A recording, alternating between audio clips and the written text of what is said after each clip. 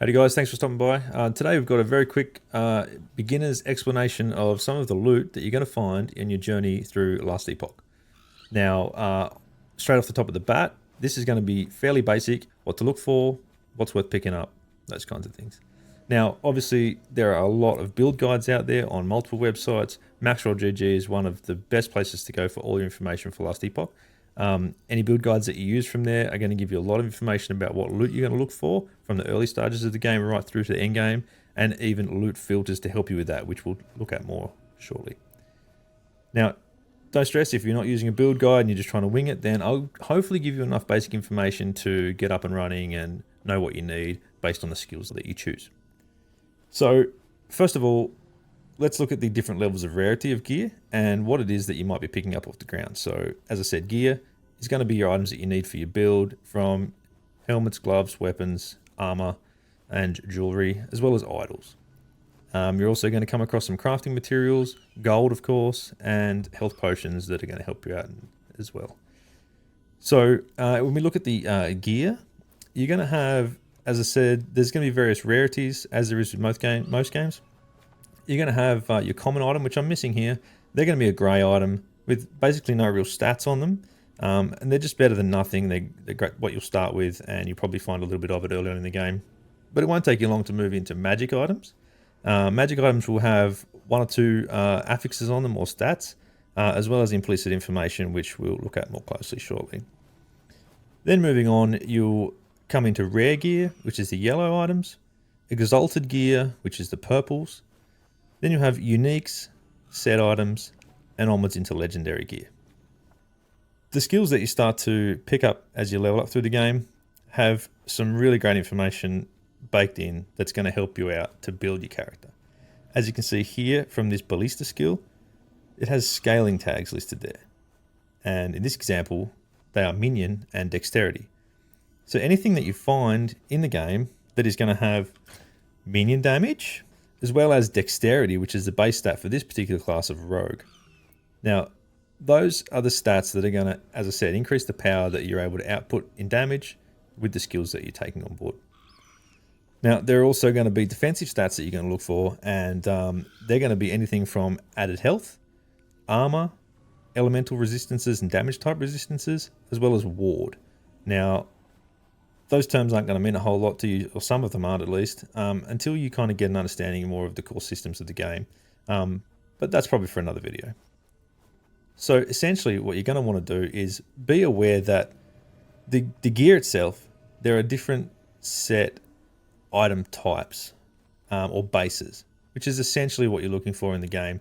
The better bases for your character that kind of bolster you with their implicits. Now, these are the statistics that are listed at the very top of the stat block for the item, and in this instance you've got a +8 to armor, as well as some increased movement speed and war decay threshold, and that's on these arcane boots.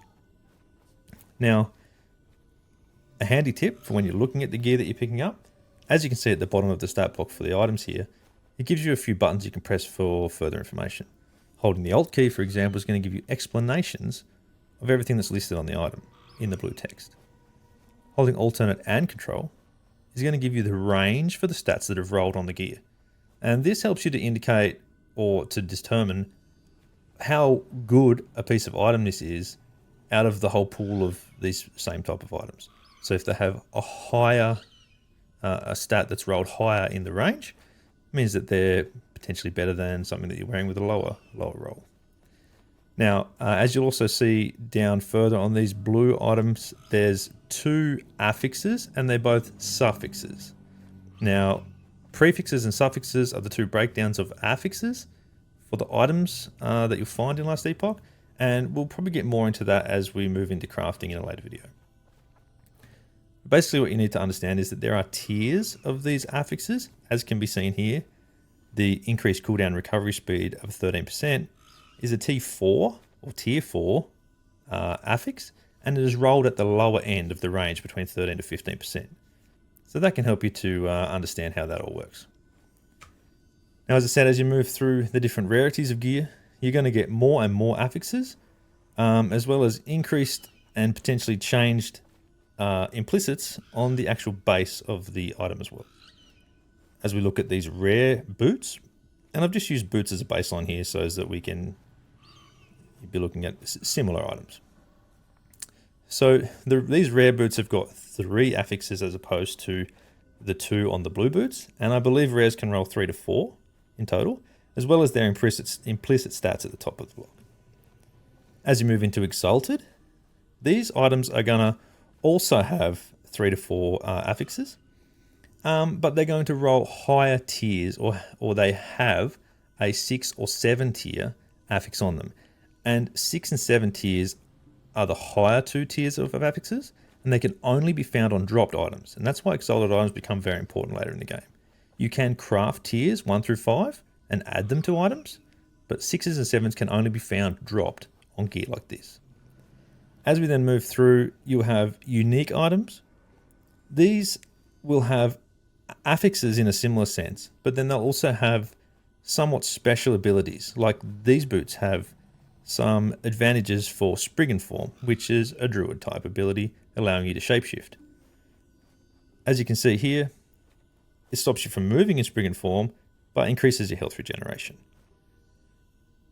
Set items, which are shown in green, are similar to uniques in the fact that they have special abilities on them, but they're generally activated by having multiples of the set.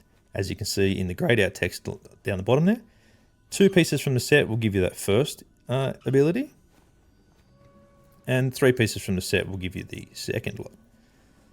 We then move into legendary gear, and legendary gear is generally crafted from uniques, and it's done in a manner of having to complete a dungeon and then utilize and perform a particular craft. And we'll touch on that more later in a different video as well. Now, there are a couple of other types of items to be aware of, and we'll start off with these experimental items. Now, experimental items will come in the form of a rare experimental like these, or an exalted experimental like these ones. Now, these are found from exiled mages, which you will come across as you progress through the game. And they have like a big blue bubble and a capsule that you open, which releases them, and you have to then defeat them to gain access to these experimental items. They're experimental because they have these experimental affixes on them, as can be seen here in the purple color. These are a type of affix that can only be found on experimental gear, therefore deemed experimental affixes. Now, the last one we're going to touch on today is Weaver's Wheel gear, and as you can see here, they're a unique item, but they also have what we call Weaver's Wheel, and that can be seen at the top of the stat block there under the implicits. So this item in particular has 14 Weaver's Wheel. What will actually happen there is that as you wear these boots while you're leveling up, and you progress and receive experience, they will actually evolve with you and change as you go. So the 14 on these Weaver's Wheel, the 14 Weaver's Wheel on these boots in particular, means that there will be 14 changes made to these boots if you wear them through the full life cycle of their progression. That will be in the way of added statistics or affixes, and then increases to those affixes on the gear. So these can be very, very valuable early game, and can actually be quite good to continue wearing for some time, as they will evolve with you as you go. Now, the other things to be aware of outside of the main gear slots here, being your helmets, weapons, armor, some jewelry slots, belts, gloves, boots, and relics. The other thing is idols, and these come in this sort of separate section of your character screen here, and you will find these laying around throughout your time in the game. And when you pick them up, they'll also have different tiers of stats. So they're generally all tier 1 on idols, my apologies, but they will have a range to the tier. So as you can see in this one, I've got a +2 vitality on this particular idol, which is mid-range between 1 to 3, and then they'll have suffixes and in some cases additional qualities on them as well. And they also have different rarities. It is possible to find unique idols, which will provide you other benefits also. But just understanding, I guess, in the early game that what idols are and what you need them for, good ones to look out for as well, idols. As I said, you'll also find a bunch of gold, your health potions, which are obviously quite important. Now, the other thing that you'll find as you progress through the game, which we touched on briefly before, were crafting materials. These come in the form of shards and runes, more so than anything else. And they're important when it comes to crafting, as I've said, and we will go into that more, as I think I've already said as well, in another video possibly, just to give a bit of an introduction to the crafting system, which is fairly easy to learn but can be quite deep, which is a great balance. So to begin with, what you'll need to be aware of is what the crafting materials are, and I guess how to kind of acquire them. So you may get dropped shards that will be on the ground as you're traveling through the game, and they're in a bronze type color, and you pretty much just always pick them up.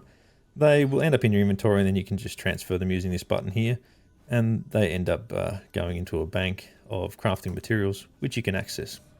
Now, we won't go too much into this, but basically you're going to pick up these, which are essentially affixes that you can add to or increase the value of on the gear that you've got. As I said, they are important to have, and the more you progress through into the game and start to look into the crafting system, you understand the value of them more. But we'll touch on that later. So the only other thing that I really wanted to show in this video without becoming too complex is the reason why you would want to continue picking up gear with your sort of necessary or required stats, your scaling stats, when you're already wearing them. So additional gear, you can actually break it down into those crafting materials, and that's in the way of shattering. Now, the way that you do that is with your forge, or the crafting bench of the game, if you like. If you press the F button, it comes up like this, and as you can see, I've actually got some shattering runes in place here. Essentially what you do is any gear that you do find that has worthwhile stats on it that you need, but are probably not good enough to wear at the moment, you can break them down, and you have a chance of retrieving the shards from that gear to use them later on for crafting and adding them to the gear that you do want to use. So what you would basically do is drag a piece of gear in like this. It'll show you the affixes, prefixes this side, suffixes this side that are on that gear, the tiers that they have on them, and then if you've got some of these runes, which I'll show you how to obtain in a moment, you can go ahead and shatter that gear, and it will show you here that it's given me 3 intelligence shards and 1 dodge rating shard from those boots. And that then means that later on when I want to craft on gear, which you can't craft on these, but for these ones as an example, it will show here if I have the ability to upgrade them. These ones are out of forging potential, which we don't really need to go into right now. We will touch on in the crafting video. But essentially you then use the shards that you've collected to upgrade the affixes on the gear. Now, how do you obtain those shattering runes? Well, essentially you can buy them.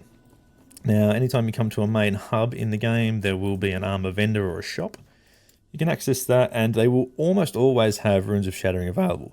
There are generally 2,000 gold each, and early in the game you might think, I don't want to spend all my gold, but really the best thing, and in some cases the only real thing worth spending them on, is in fact these runes, because they're going to empower your ability to craft on your gear, which is quite important as you progress, and empower your character.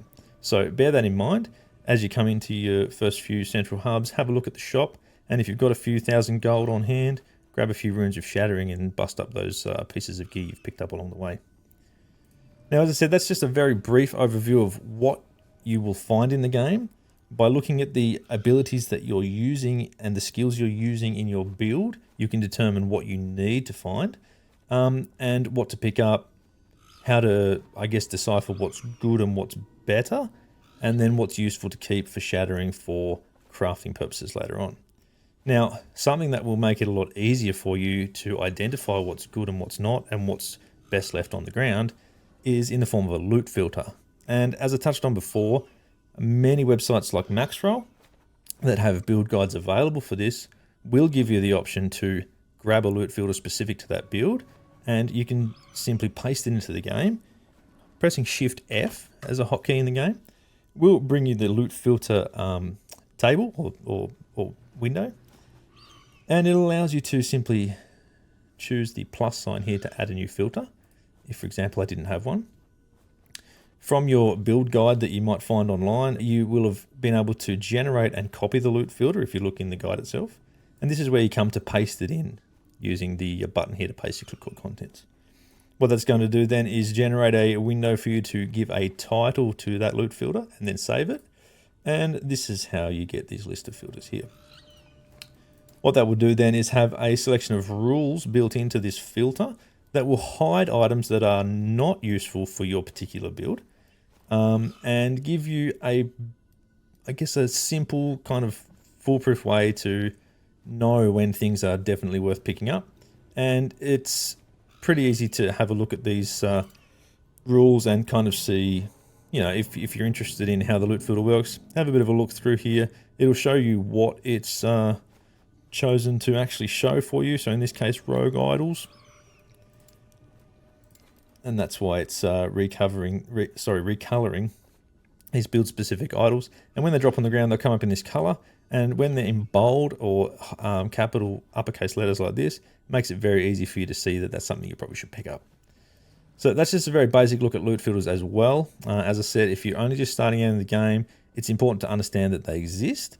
It's probably best to just use something that's already been made for the build that you are wanting to run. And then as you get more experience in the game, you'll understand how to probably alter those rules and even build your own filters from scratch to be more specific. So that's a fairly brief, but with enough information to get you started off in the game. And hopefully it's enough basic knowledge so that it's a bit less overwhelming. You can determine what it is that you actually need for your build, and you'll know what to pick up and what to leave on the ground.